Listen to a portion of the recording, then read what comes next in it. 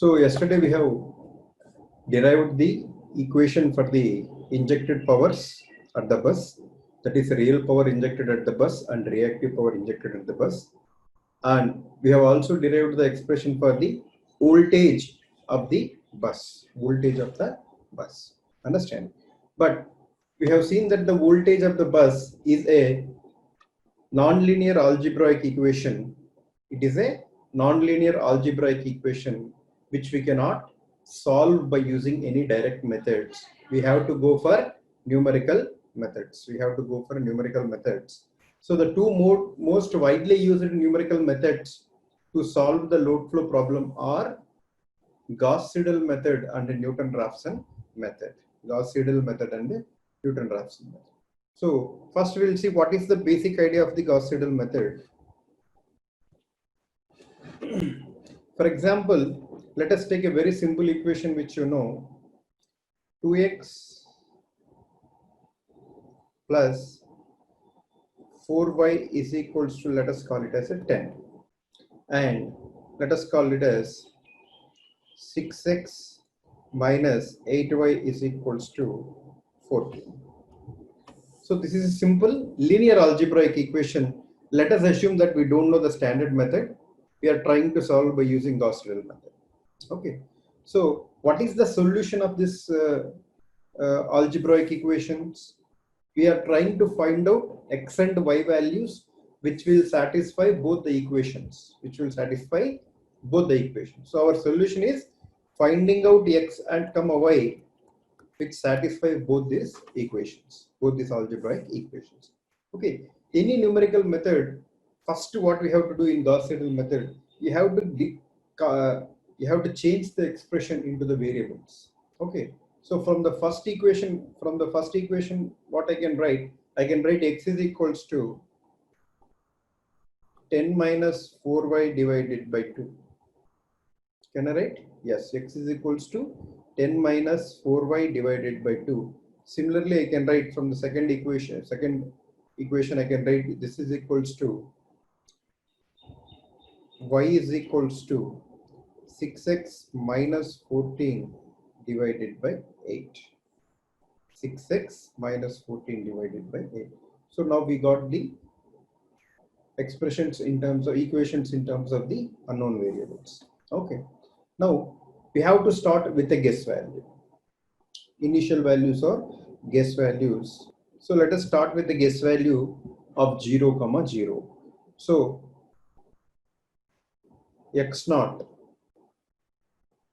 the first iteration value x naught, y naught, we are calling it as 0, 0. Okay, that is equals to our guess values of 0, 0. Okay, so the first iteration value will become what? The first iteration value will become when you substitute the initial guess value. So it will become what? 10 minus 4 into y naught divided by 2. So how much is, once you got this first iteration value of x, while calculating the first iteration value of y, what you have to do, you have to substitute not the initial guess value, but you have to substitute the first value, which you already know. Okay, so if you substitute in this one, what you are going to get? Going to get 2. Okay. 2. So likewise, one iteration is complete. Then what you'll go for the convergence. You check whether the solution has converged or not. So for that, what you do, you compare the magnitude between the two iteration values. That is, the magnitude of this iteration value minus previous iteration value. Similarly, the magnitude of this iteration value and the previous iteration value. So you calculate the maximum of this value. The highest value of this value should be less than or equal to epsilon, where epsilon value is the amount of accuracy which we want. It can be from 0.001. So if you want third decimal accuracy, you can choose the epsilon value as 0.0001. Okay, so you compare the two iterations value. If this value is less than some accuracy which you want called epsilon, whose value is this one? Okay, if So find out the different maximum difference. If the maximum difference is less than or equal to this value, then you stop the iteration and you fix the solution. If this value is not satisfied, then you go for the second iteration. Okay, x2, y2. Okay, after calculating x2, y2, what you do? Again, you compare with the magnitudes of x2 minus x1, y2 minus y1 modulus, and maximum of this value should be less than, again, epsilon. You check whether the condition is satisfied. No, it is not satisfied. Then again you go for the third iteration. So you repeat the process till the values converge. Understand?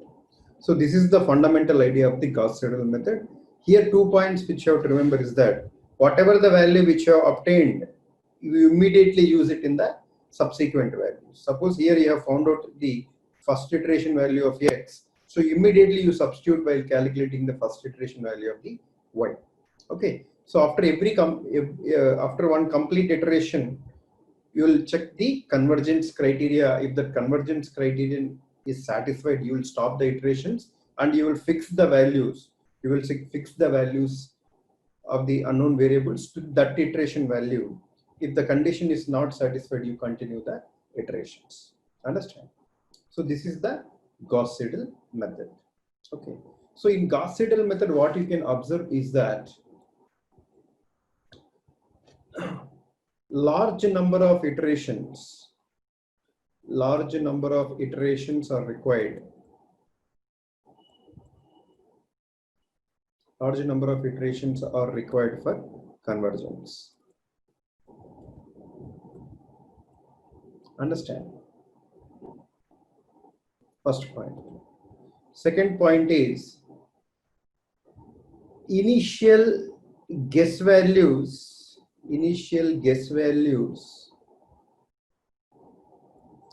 affect the speed of convergence.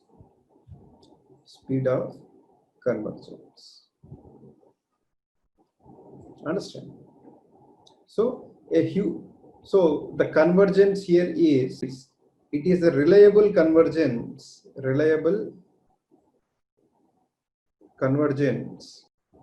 and it is a linear convergence. That means slow convergence. It approaches the solution very slowly. Okay, linear convergence. Okay, these are the inherent features of this Gauss-Seidel method. Okay, important point which I want to tell you is that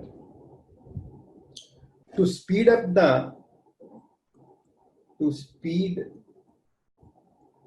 the iteration, to speed up the convergence, that is to reduce number of iterations, we use acceleration factor.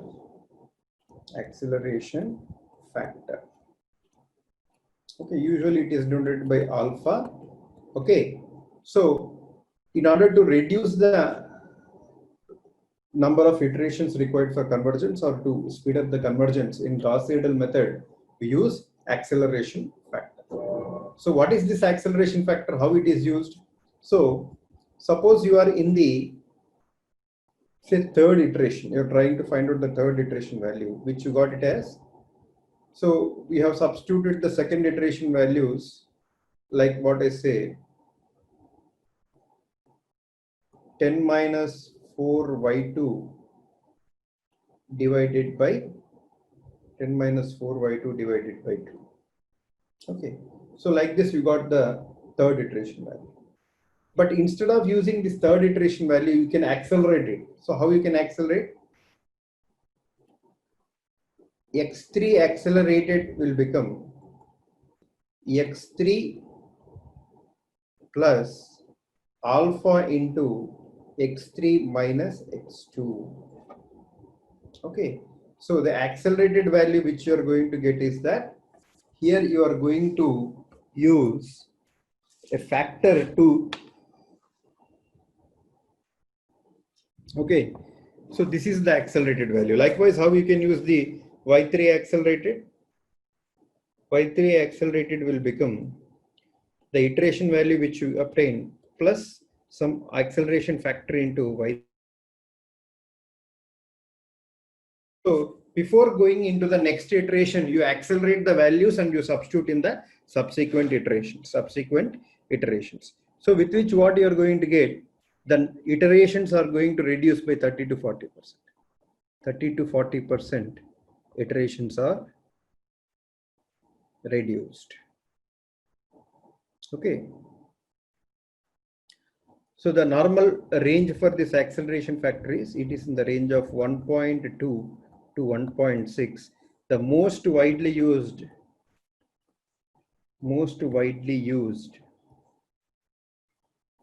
acceleration factor is 1.6. Okay.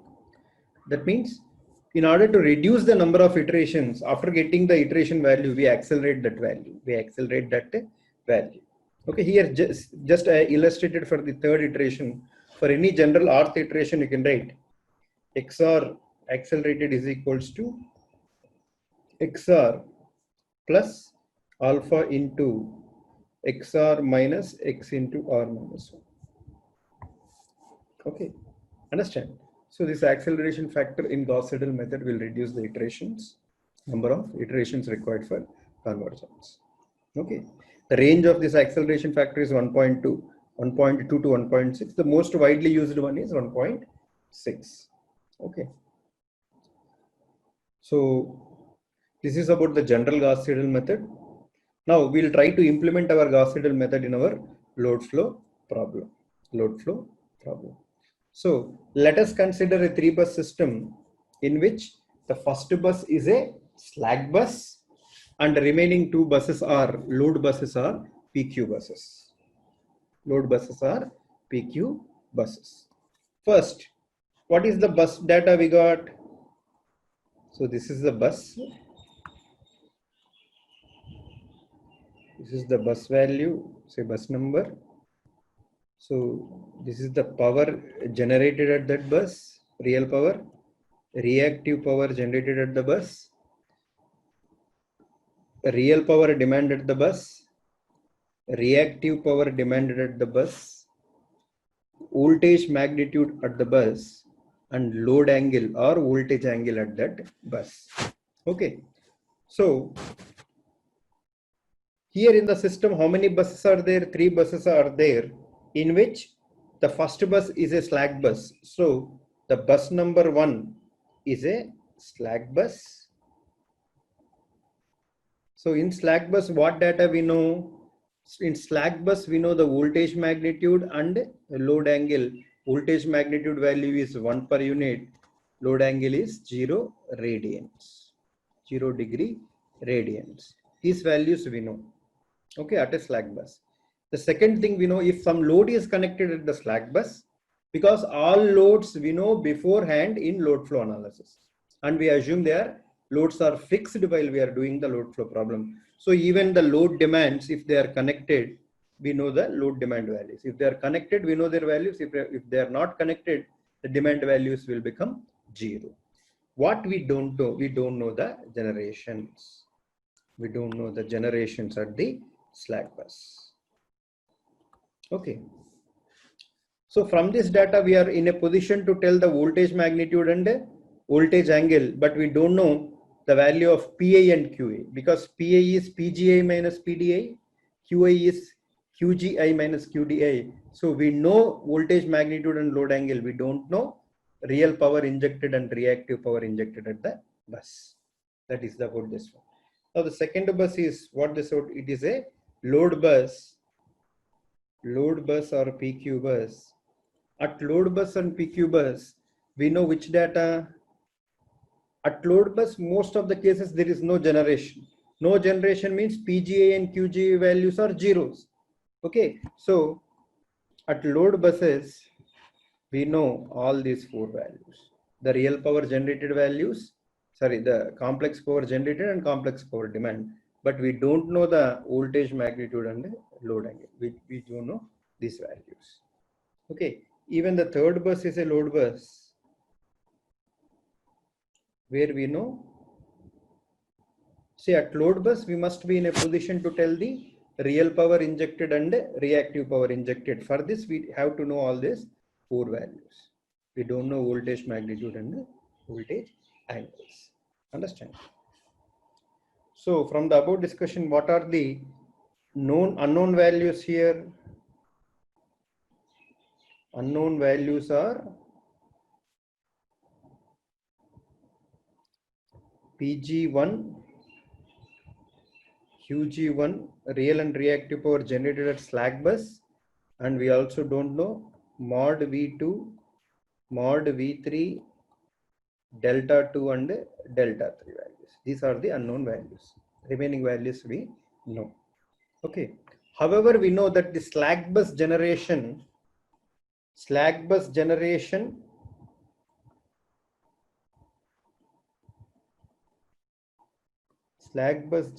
is computed after solving load flow problem, and after calculating total transmission losses in the system, in the power system. So these real and reactive power generation of the slack bus, it is not calculated during load flow problem. It is calculated after solving load flow problem. We know all voltages and load angles. Then we calculate line flows and losses. Once we know all the losses, then we will fix the generation of the slack bus. So these values will not be in the iteration.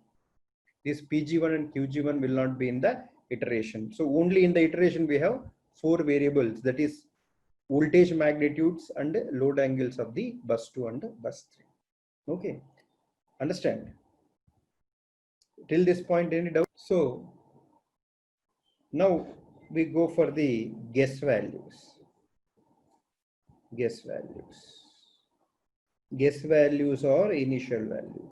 So unknown voltage magnitudes, that is mod V2 naught, mod V2 zeroth iteration, mod V2 naught, mod V3 naught, we take it as 1 per unit.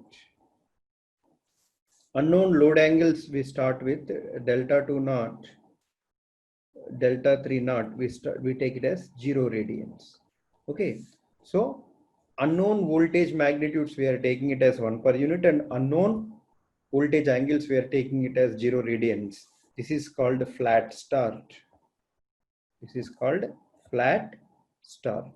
So most of the cases, until they give any data, we usually do the flat start for any of the load flow problem.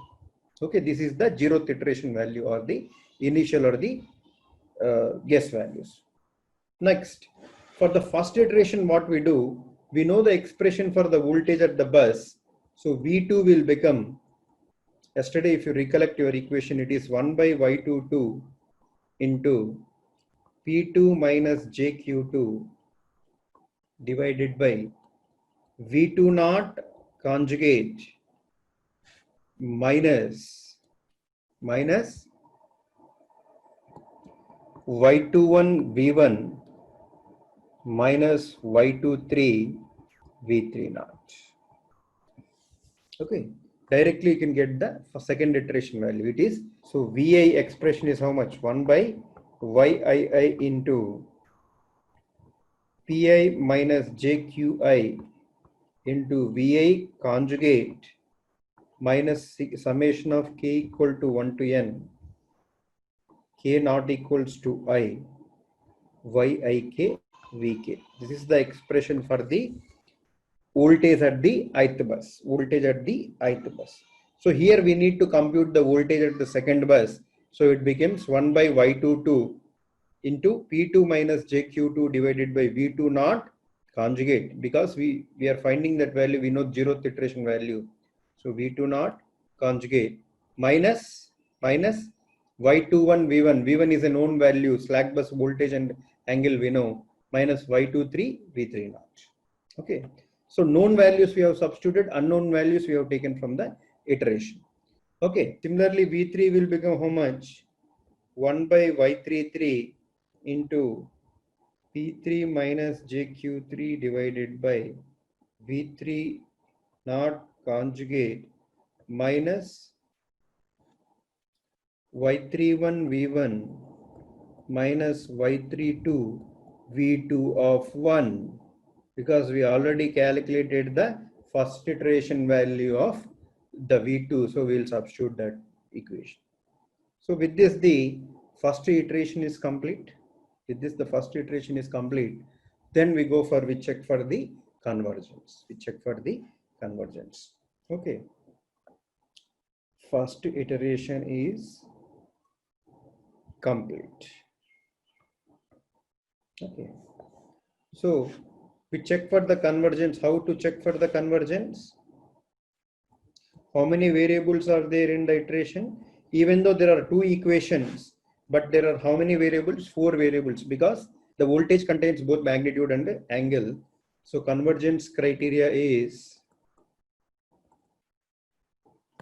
you find out the maximum of all the 4 values, that is V2 of 1, magnitude of V2 of 1 minus V2 of 0,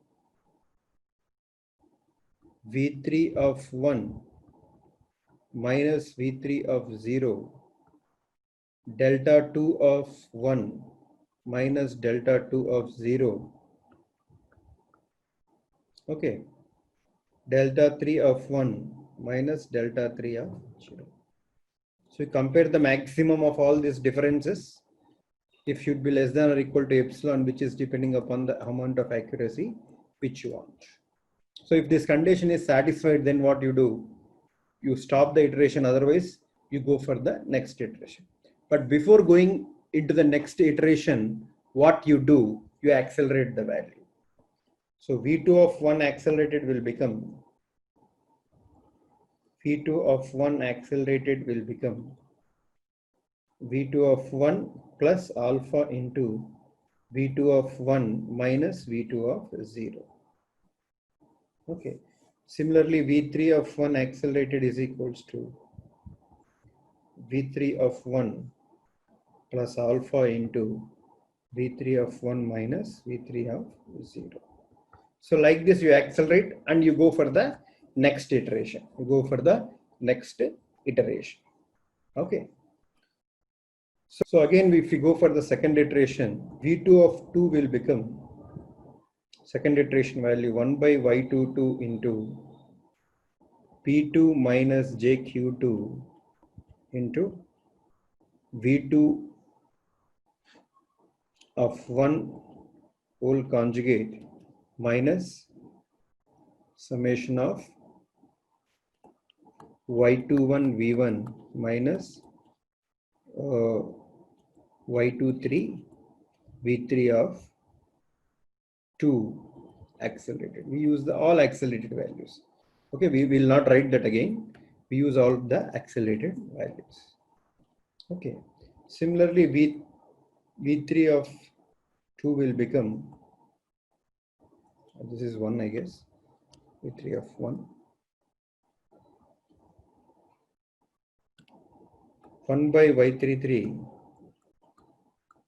into P3 minus JQ3, P3 minus JQ3 into V3 of 1 whole conjugate minus Y31 V1 minus Y32 V2 of 2. So like this, you calculate the second iteration value. Again, you check for the convergence. If you don't get convergent, again you accelerate, again you use it. So you repeat till the convergence is achieved. Let at the rth iteration, at the rth iteration, the solution has converged. So we achieved the solution. So here then the values will become, so V2 value we will fix it to the rth iteration value, V3 value will fix it to the rth iteration values. So you got your unknown voltages. Unknown voltages also you got, unknown voltage angles also you got. So then after getting these values, next step what you do is you calculate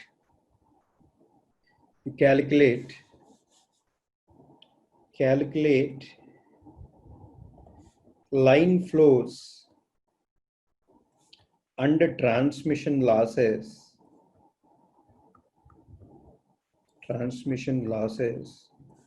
from the known bus voltages. Now you know the voltage magnitude and voltage angle at each and every bus. From this data, calculate the line flows and transmission losses from the all the known bus voltages. Understand? So after knowing all the losses, then you fix the generation. So your PG1 will become how much? Since there is only one generator bus, it has to generate all the demands and as well as losses. So your PG1 will become PD2 plus PD3 plus, if at all the this is also present, PD1 plus total losses. And your QG1 will become QD2 plus QD3 plus QD1, because there is only one generator bus in the system, Q losses. So like this you have computed the generation of the slack bus. Okay, like this we have computed the generation of the slack bus. So with this the complete load flow problem is solved. Understand? So first step is you have to compute the known values and unknown values. From the unknown values, you remember slack bus generations are computed only after solving load flow problem and after computing the total transmission losses in the system. So the slack bus generations are not in the iterations. So what you can say is that then the remaining variables we will keep in the iteration until we iterate them until the convergence is achieved. Once the convergence is achieved, we will fix the values. Then we will calculate line flows and losses. Once we know all transmission losses, we will fix the generations of the slack bus. That is how you solve a load flow problem. Okay. So any doubt in this first case? Second iteration.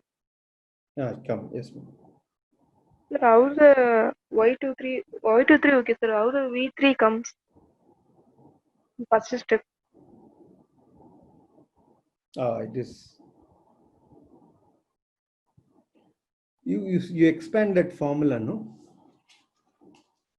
So if you expand that formula, which you know, what is the value? In place of VK, we are using V2. See, V2 equation will become 1 by Y22 into P2 minus JQ2 divided by V2 conjugate minus Y21 V1 minus Y23 V3. Okay, equation for Y2 is 1 by Y22 into P2 minus JQ2 into V2 conjugate minus summation of K is equals to 1 to 3, K not equals to 2, Y2K Vk. Since our I value is 2, wherever I is there, I have substituted 2 value. So in this, if you expand, what you are going to get 1 by Y22 into P2 minus JQ2 divided by V2 conjugate minus, first you substitute K equal to 1, what you are going to get? Y2. 1 V1. K cannot, we should not substitute K equal to 2. So next value is 3 minus Y23. Y23 V3. V3. Understand? That's how we get this V3. Okay. So the upper value is the iteration value. Okay. This value is the the iteration value, iteration count. Since you are calculating the second iteration of third, you already know the second iteration value of V2, so we are substituting that value. Okay. So the second case in Gauss-Seidel method is, let us consider a 3-bus system in which the first bus is slack bus, second bus is PV bus, and third bus is PQ bus. Third bus is PQ bus. So that means all 3 types of buses we have used in this problem. Okay. There is one note which you have to remember. At every voltage bus, PV bus means PV bus can be also called as a generator bus, voltage control bus. For every PV bus, there is a limit of real and reactive power that can be generated. There is a limit of the real and reactive power that can be generated. Okay. So in the second case, if we go for the bus data, so here, what is the first bus? The first bus is a slack bus where we don't know what values. We know voltage, magnitude, and load angle. If some load is connected at slack bus, we also know that load data, but we don't know the generation of slack bus. We don't know the generation of slack bus. Second bus is what? PV bus. PV bus or generator bus or voltage control bus. At PV bus, what we know? We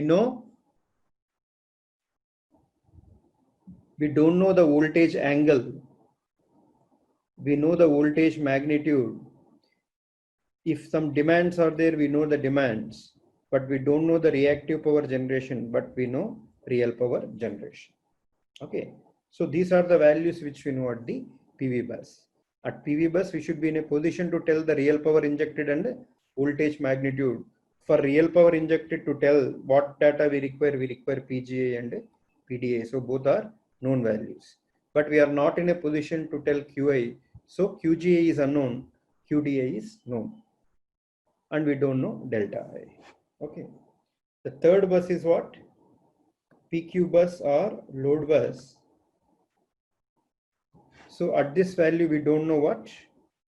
We know all these 4 values, but we don't know voltage magnitude and voltage angle. So this is the data which we know in this case. So what are the unknown values here? The unknown values are, you don't know PG1, QG1, generation of slack bus, you don't know. You don't know QG2, you don't know delta 2, you don't know mod V3, and you don't know delta 3. These are the values which you don't know. Okay. So we already know that the slack bus generations are not in the iteration. They are computed after solving LFE and transmission losses computing. So the 4 values that are in the iteration are QG2, delta 2, V3 and delta 3. V3 and delta 3. Okay. Now, first thing what we do is, at every generator bus, at every PV bus, first you have to calculate the QG, we calculate the Q2 naught value. Q2 naught value means the reactive power injected at the bus 2. We calculate reactive power injected at the bus 2. Okay. From this formula, we calculate the reactive power injected at the bus 2, Q2 naught. Okay. After calculating Q2 naught, check whether it is within limits or not. Check whether it is within limits or not. Within limits or not. Sir, what are these limits?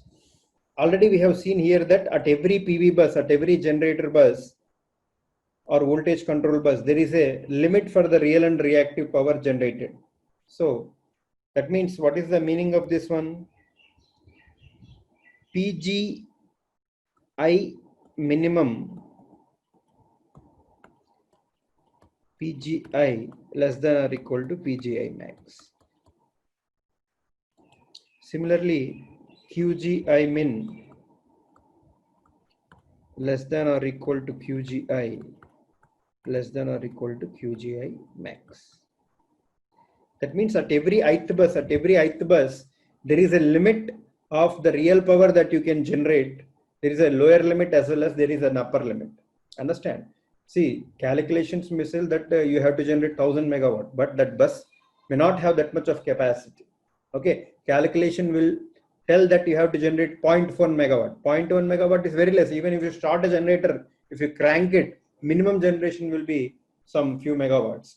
Okay, so there is always the limit, lower and upper limit for the amount of real and reactive power that can be generated at a ith bus. That can be generated at a ith bus. So there is always a limit of the real and reactive power that we can generate at any generator bus. But from the calculations, what value we got? Q2 naught. Q2 naught is the injected power. So to get the generated power, what we have to do? You have to substitute, that is, you have to Q2 naught plus whatever the load demand that is connected, QD2. So whether this value, that is the injected power plus demanded power, will give the generated power. If this is within limits of this QG2 max and QG2 min, because our bus is a second bus. So we are checking whether the generation value is within limits, whether this Q2 naught is lying within limits or not, we are checking. If it is within limits, if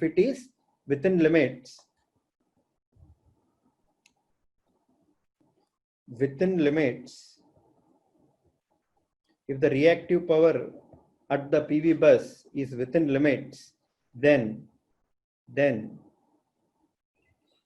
we treat bus 2 as PV bus. We treat bus 2 as PV bus and continue iteration. Okay. So again, I am telling what we have done. We have computed all the known variables and unknown variables. For the unknown variables, we go for the guess values. That step I have skipped. What are the guess values we choose? For voltage unknowns, we choose it as delta 2 naught, delta 3 naught as 0 radians, and mod V3 naught as 1 per unit. Okay, this is a flat start which we go. For QG2, we will not choose any guess value. QG2, we will not choose any guess value. So what we do, first we calculate from the known and guess values the reactive power injected at the bus 2. Okay, after getting the reactive power injected at bus 2, for that one we add the reactive power demanded bus 2. If it is there, we add that value, otherwise we add 0. Okay, and now we check whether this reactive power at bus 2, whether it is within the limits of that bus or not. If the reactive power generated is within the limits, then what we do, we treat that bus 2, that PV bus, as a PV bus, and we continue the iteration. So next we go for the calculation of V2. That is, V2 of 1 will become again 1 by Y22 into P2 minus Q2 naught. Remember, here we require the data. P2 minus JQ2 naught into V2 naught whole conjugate minus Y21 V1 minus Y23 V3 naught. In this way, we calculate the first iteration value of the PV bus. Why we are iterating the voltage? Because here voltage magnitude we know, but we don't know voltage angle. We are only iterating for the voltage angle. Okay. So at PV bus, we are doing iteration. We are doing iteration only for voltage angle, that is delta 2, because mod V2 already we know, already specified. We already know this value. So whatever the iteration value we get, we only take the voltage angle value, the voltage magnitude value we take from the specified value. Already voltage magnitude we know, we use only that voltage magnitude value. We only use the voltage angle in the iteration. Understand? So this is the one thing which you have done. After that, again, the third bus is a load bus. You continue in the same fashion.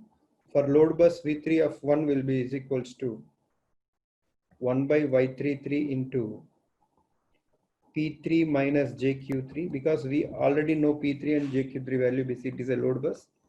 V3 naught conjugate minus Y31 V1 minus Y32 V2 of 1, first iteration value you use. So here also in this one you use V2 of 1 will become mod V2, which is specified value, already known value, and only the load angle you take it from the iteration. The voltage magnitude you take from the data given, the specified voltage magnitude, and you take the load angle from the iteration value. So likewise you continue the iteration. Likewise you continue the iteration and you achieve the convergence. Suppose in this step here, if the reactive power is out of limits, suppose if the reactive power, if it is out of limits, so again we go back to the same step. If at bus 2, that is whatever Q2 naught which you have calculated plus QD2 is violating the limits, reactive power limits of that bus,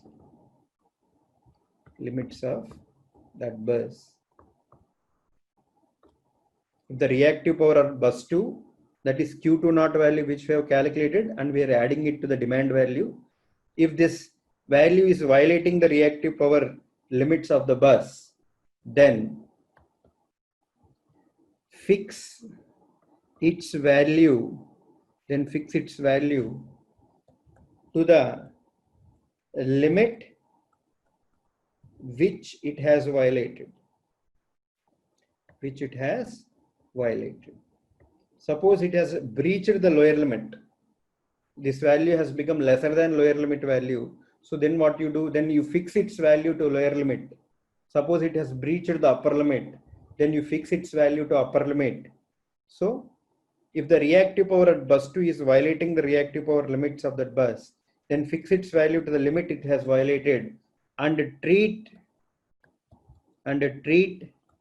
that bus as load bus in subsequent iterations.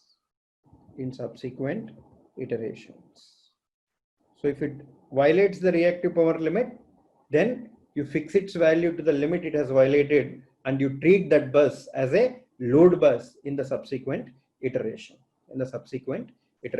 So now what we do, when you are treating it as a load bus, you take this one as V2 of 1 will become 1 by Y22 into P2 minus, suppose here it has violated the lower limit, you fix this value as Q2 not min, the lower limit value, into, now you are taking both magnitude and angle from the iteration only. You are not using that fixed value which you already know, minus Y21 V1 minus Y23 V3 naught. Okay. And again you go for the next iteration value, V3 of 1 by Y33 into P3 minus JQ3 into V3 naught conjugate minus Y31 V1 minus Y32 V2 of 1.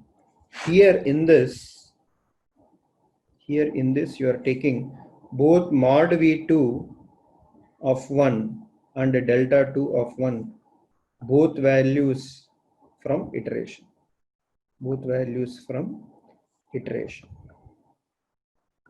That means you are treating completely it as a load bus. Okay, that is the only difference between the how you treat a PV bus and how you treat a PQ bus. Understand? Okay.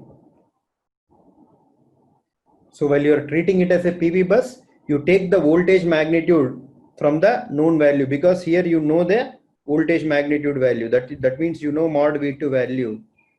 So you take this value when you are treating it as a PV bus. Okay, and you only iterate for the load angle, voltage angle delta 2. Suppose if you are treating it as a load bus, you take both mod V2 and delta 2 from the iteration only. So when we have to treat it as a PV bus, when the reactive power is well within limits, we have to treat it as a PQ bus, load bus, when it violates the reactive power at that bus. So here also we do acceleration, which I have not repeated again. Okay, after every step we do the acceleration. Number of simultaneous algebraic equations to be solved for each iteration. This is equals to n minus 1. Why? Because there is no equation pertaining to slack bus. For every load bus, there is one equation. We are calculating that voltage of that bus one. Even for PV bus, we are calculating the voltage. So the number of simultaneous algebraic equations that are to be solved for every iteration is n minus 1. Okay. Number of variables in iteration. Number of variables in the iteration is given by 2 into n minus 1 minus m. 2 into n minus 1 minus m, where n is the total buses in the system, and m is number of PV / generator / voltage control buses. Number of PV buses / generator buses are voltage controlled buses. So very simple. For slack bus, is there any variable in the iteration? No. That's why we are subtracting 1. For every load bus, there are 2 variables. At load bus, we are calculating both voltage magnitude and voltage angle. For a PV bus, we are only calculating voltage angle. So the total number of variables in the iterations will become 2 into n minus 1 minus m, where n is the total number of buses. Here 1 is subtracted for slack bus. M is the number of PV buses or generator buses or voltage control buses. Because in voltage control buses, we are only calculating for the voltage angle, because already voltage magnitude is known. Understand?